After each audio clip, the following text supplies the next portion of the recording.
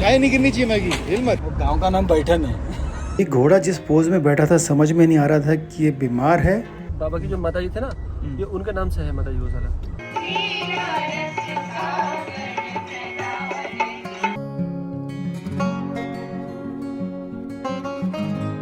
लड़के कभी नहीं सुधरेंगे, यहाँ भी झगड़ा है।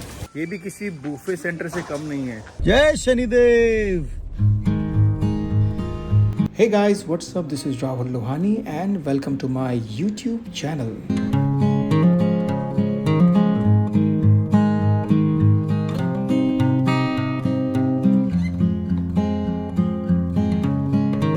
चाय नहीं गिरनी चाहिए मैगी, हिल मत।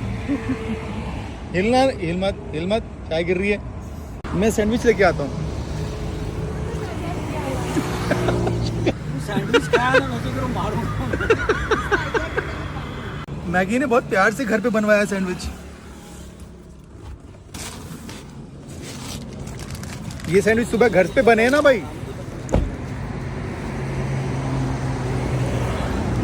ये मैगी ने बनवाए थे यार, तो खाने पड़ेंगे। दोबारा सुना तेरा जोक। क्या है तेरी कहानी गाँव की? नहीं, आगे गांव है ना, हाँ, उसमें बस में खड़े रह के नहीं जा सकता। क्यों? वो गांव का नाम बैठन है।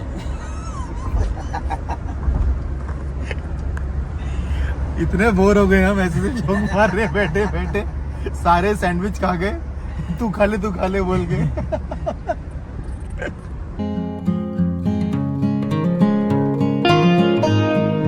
तो फिलहाल हम अपने पहले डेस्टिनेशन बरसाना की तरफ बढ़ रहे हैं। अगले आधे घंटे में हम गौशाला पहुंच जाएंगे, जो कि हमारा पहला डेस्टिनेशन है।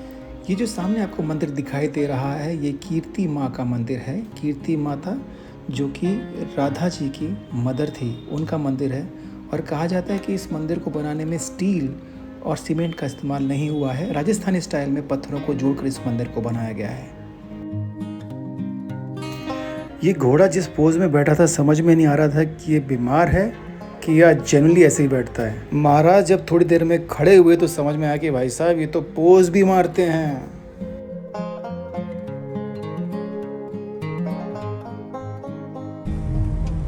तो अब हम पहुंच गए हैं बरसाना की उन गलियों में जहां से गुजरने के बाद आता है वो गौशाला, जहां पे लगभग 65,000 गायों का आश्रय है।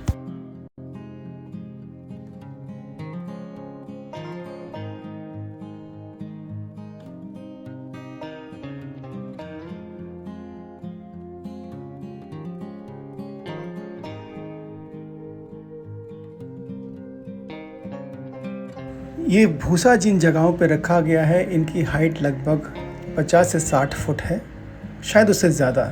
और इससे ये आइडिया मिल जाता है कि यहाँ पे कितनी गायें हैं जिनका चारा यहाँ पर इकट्ठा किया गया है। और इस गौशाला को शुरू करने का श्रेय जाता है रमेश बाबा जी को, जिन्होंने बहुत छोटी उम्र में ही यहाँ आकर इस गौशाला की शुरुआत की। चलिए रमेश बाबा जी के बारे में कुछ जानने की कोशिश करते हैं। कैसे शुरू किया उन्होंने ये सब? हमने जो सुना है ना, हालांकि हम तो अभी बच्चे ही, ज़्यादा बड़े नहीं हैं हम तो। बस वो यहाँ आए थे, बस शुरू में सबसे पहले यहाँ आए थे। वो तो मंदिर पर रहे आकर वो ऊपर। पहले यहाँ पे कोई वो था, बदमाश था कोई, जहाँ नाम का गुंडा था। तो उसका वो था, मेन था उसका अड्डा। अच्छा। तो बस बाबा यहाँ रहे तो उन्होंने फिर यहाँ आके अपना शुरू किया, अपना भजन कीर्तन वगैरह सब चीज़ें चलता रहा ऐसे ही सिलसिला। तो वो गुंडा वो अपने आप ही यहाँ से गया, चला गया वो। अच्छा। तब से फिर बाबा फिर अपना ऐसे ही अपना रोज डेली भजन करना, यहाँ पे कीर्तन करना, गांव वालों के साथ में मतलब रहना पीना, बस ऐसे ही चलता रहा। बस अब ये हो गया आज। तो आज कितनी 50-60 हज़ार गाय हैं? गाय है 65,000 65 प्लस। और ये गाय बढ़ रही है हर रोज, डेली खूब सेवा हो रही है गाय माता की अच्छे से। माता जी भी तो रहती थी ना हाँ, बाबा की जो माता जी थे ना, ये उनके नाम से है माता जी गौशाला। उन्हीं की इच्छा थी कि हम कोई गौशाला खोलें जिसमें तो हमारी जो संत समाज है रहता है, उनकी सेवा हो जाए, कुछ दूध वगैरह अगर हो जाए तो उनका तो थोड़ा ही था करने का, इतना ज़्यादा है तो अपने आप ऑटोमेटिक हो गई गौशाला, बढ़ती चली गई। हाँ, बाबा जी भी ने भी व्रत लिया है ना, बरसाना या वृंदावन क्षेत्र नहीं छोड़ने का, ऐसा कुछ? बाबा का ब्रजवास अखंड, ब्रजवास अखंड। हाँ, बाबा अभी तक बाबा कहीं ब्रज से बाहर नहीं गए तब से बाबा आए। हाँ, तो इसलिए पद्मश्री भी दिया, तो वो यहाँ लाके हाँ, दिया। वो लोग भी यहीं आए। कुछ ऐसा था कि बाबा जी को दिया तो मना कर दिया, तो बोले नहीं आपको तो दिल्ली आना पड़ेगा। तो बाबा बोले नहीं दिल्ली गए। दिल्ली नहीं आएंगे। वो लोग खुद आए इधर ही फिर अगले साल ये लॉ में कुछ चेंज करवा के ये हुआ कि कुछ लोग ऐसे हैं तो वो उनके लिए जाकर के करेंगे, तो फिर यहाँ आके उनको पद्मश्री दी है। बाबा अद्भुत है बहुत। अभी कितने लोग काम करते हैं यहाँ पे? 1000 प्लस, कम से कम 1000 प्लस लोग होंगे, ग्वारियर सारे मिला के। 1000 लोग। गायों के बड़े बड़े बाड़े यहाँ पे बनाए हैं और गाय को खुला छोड़ दिया जाता है ताकि वो बैठ सकें, उठ सकें, घूम सकें।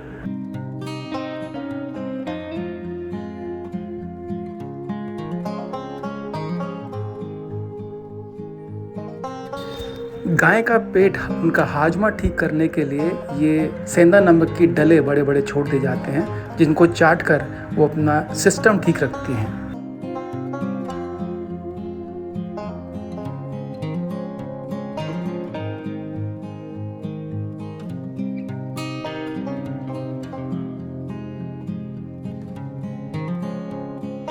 वो हर्बीवोरस एनिमल को नमक लगता है, अच्छा। तो जंगल में जितने होते हैं ना वो लोग सॉइल चाटते ये हैं। रॉक हुआ है नमक, रॉक सॉल्ट। हाँ। बहुत अच्छा होता है नमक, शुद्ध होता है। मुल्तान से वहाँ से आता है, लाहौर से। अच्छा। अब ये नए शेड्स भी बनाए गए हैं ताकि गायों को और बेटर फैसिलिटी दी जा सके। साथ ही इनका गोबर खरीदने के लिए यहाँ पर एक बड़ा प्लांट लगाया गया है जिसमें 1 किलो गोबर के बदले 1 रुपया मिलता है। उस पैसे का इस्तेमाल गाय के चारे और उनकी व्यवस्था को और बेटर बनाने में खर्च किया जाता है।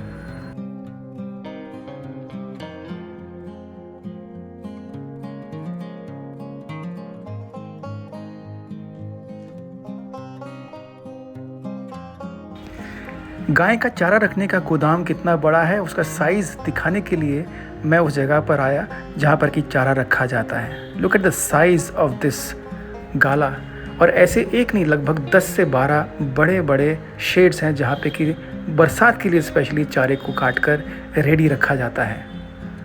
आपको मेरी हाइट और इस गोडाउन की हाइट से समझ में आएगा कि ये कितना बड़ा है। सो हम लोग आए हैं माताजी गौशाला में। आज की रात हम यहीं रुकने वाले हैं, बरसाना में। और यहाँ पे जितना महाराज जी ने बताया 65,000 काउज यहाँ पे हैं जो भी जिनको अबेंडन किया जाता है, जो कि ठीक नहीं है, जिनके पैर में चोट है, किसी तरह की प्रॉब्लम है, वो सारी गाय यहाँ लाई जाती हैं। अभी घूमेंगे, अपनी गायें भी देखेंगे कौन कौन सी गायें हैं। तब तक हम अपना सामान अपने रूम में रख देते हैं। No, you don't decide. 4 o'clock also is fine. You don't think that will be Yeah, very. inconvenience. We are ready. You say 4 o'clock be ready. We'll be ready. Inconvenience time. सुबह प्रेमानंद महाराज के दर्शन करने का plan है, इसलिए decide हो रहा है कि कितने बजे उठ के जाना है। मेरे लिए सबसे कन्वीनियंट टाइम सुबह 4 बजे है। मैं बाकी भी तुम 4 लोग बजे रेडी हो सकती हूँ, मुझे कोई प्रॉब्लम नहीं है। बस तो ठीक है, चलो। तू और मैं चले जाएंगे 4 बजे। हाँ हाँ, हम तो वैसे भी वेले हैं, हम कभी भी चले जाएंगे।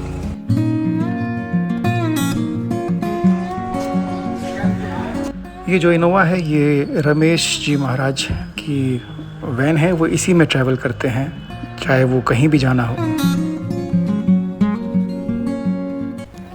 और ये जो दृश्य है ये इस शाम का सबसे खूबसूरत दृश्य है। ये सारी गायें अपने डाइनिंग टेबल की तरफ जा रही है। एक वो एरिया, डेडिकेटेड एरिया, जहाँ पर कि इनका खाना, इनका चारा और पानी रेडी होता है। तो इन गायों को उनके बाड़े से छोड़ दिया जाता है, ये अपने आप उस जगह पहुँच जाती है जहाँ चारा और पानी इनका इंतज़ार कर रहा होता है। और जब ये अपने बाड़े से अपने खाने के तबेले की तरफ जा रही होती हैं, उस वक्त गौ आरती भी की जाती है।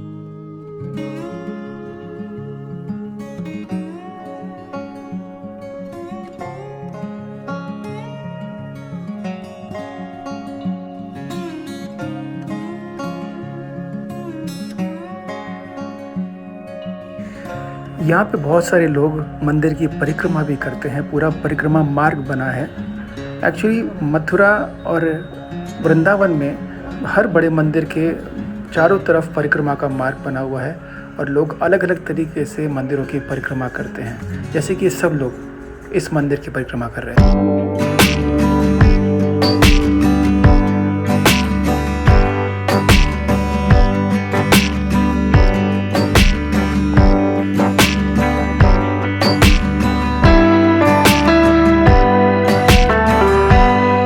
और अब हम जा रहे हैं बरसाना की माताजी गौशाला के संस्थापक रमेश बाबा जी के दर्शन करने के लिए।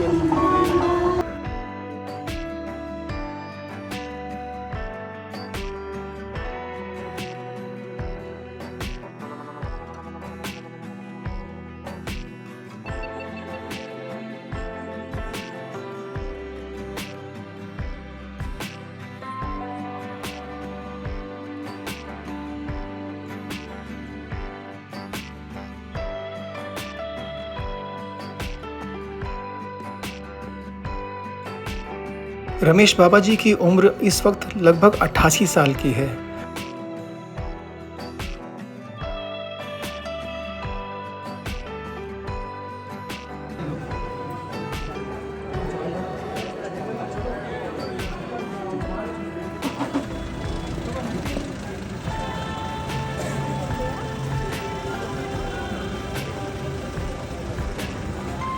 A few moments later. इस वक्त वो यहाँ पे चारा खा चुकी हैं, सब की सब गाय यहाँ पे।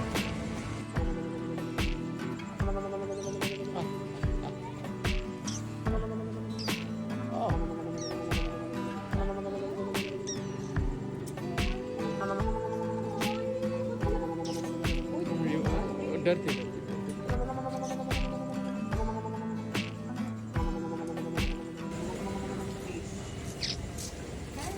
यहाँ पे इनका खाना होता है, पानी भरा हुआ है, पानी पीते हैं यहाँ पे। So many cows.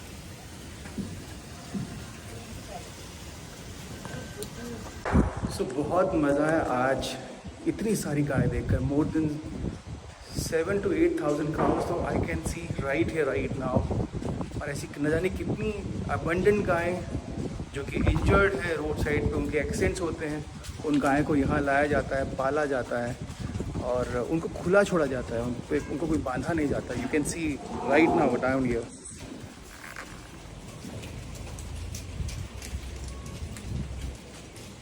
यहाँ से लेके वहाँ तक, दूर तक, जहाँ तक भी आपको दिखेंगी गाय ही गाय हैं।